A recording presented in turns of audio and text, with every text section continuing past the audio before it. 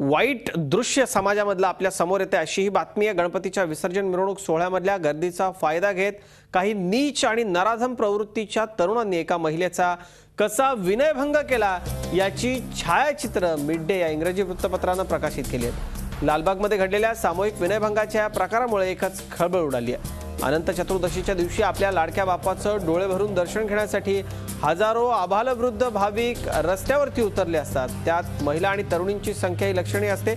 याच गर्दीत घुसून काही बेशरम आणि विकृत मनोवृत्तीचे लोक महिलांच्या अंगाला हात लावून अश्लील चाळे करत असल्याचा घृणास्पद प्रकार मिड डेचे छायाचित्रकार अतुल कांबळे यांनी उघडकीला आणलाय। सामूहिक विनयभंगाची घटना कॅमेऱ्यामध्ये कैद झाल्यानंतर समाजातल्या विविध स्तरातून त्याविरोधात संताप व्यक्त केला जातोय। अशा नराधमांवर कडक कारवाई करावी अशी मागणी पुढे येते।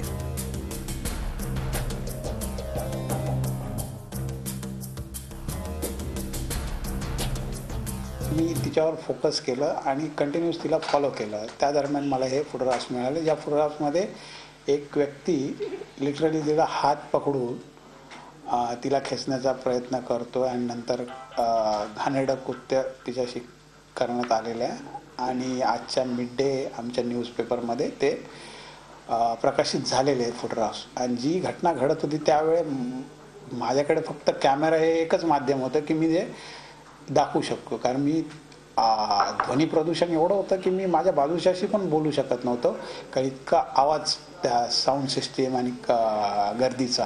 झी 24 तास एक पाऊल पुढे।